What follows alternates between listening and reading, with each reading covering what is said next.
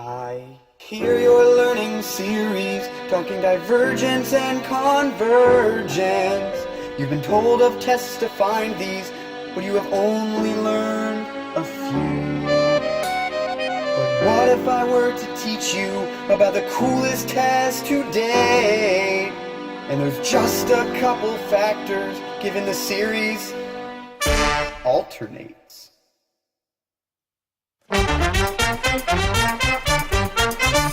Have you heard of the alternating series? The series that alternates inside. This is a test that you need to know, so hear the words I say. And if you listen well, then you are gonna get an A. First things first, gotta break things down and define an alternating series. So b sub n times -1 to the n or the n plus 1. Are those the only powers for the -1? Well, you may see some variations. Maybe n plus 2 or n minus 3, but they all boil down to these. One other thing that you really need to know is that b sub n must be greater than 0. Greater than 0? You heard me right, and all these rules ensure that the next term has a different sign than the term before it. So just make sure the terms alternate and your testing can commit. Since we can't identify the series that we need, it's time to learn the two rules to let us test convergency. What are these special rules? This all seems pretty hard. It's simple, don't you worry, just think back to Mr. Parr. Today we're going to be talking about another type of series, and it's called the alternating series. You must check these conditions are true. If b sub n's limit is 0 and values decrease along the way, the series will converge and you are gonna get an A. Don't use this test to prove a series will diverge. This test cannot prove this at all. Even if it seems to make sense in your head, don't just prove divergence with another series test. Now I feel like you're dreading this test. Well, it's just a little tedious. Now it's time to try these kind of questions on our own. If you don't sound excited, I suggest you change your tone. I'm giving you a series for you to find out if it will converge. And if it doesn't do that, then prove it will diverge. Test the alternating series, -1 to the n divided by 3 to the n. We're just getting warmed up here. Take it away. Now I'm gonna plug in infinity for n to identify the limit. This shows us that the limit then of b sub n is 1 over infinity, and that equals 0. Next I'll check if the terms are getting smaller in absolute value.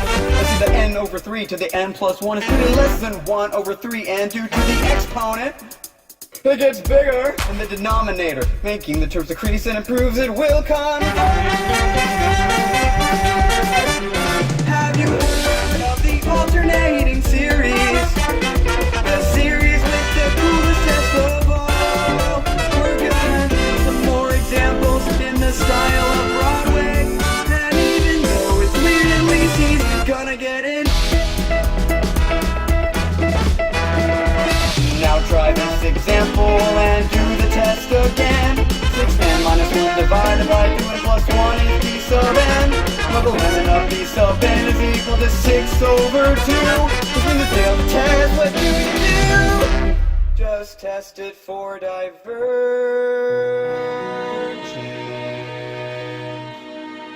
Got a little excited there. Well, anyway. Now that our tests have failed, it kind of gets me a little bit sad. But I can prove divergence with the nth term test. It's really not that bad. When a limit doesn't equal 0, I think that it's okay. I can use the nth term test, and I'll still get an A.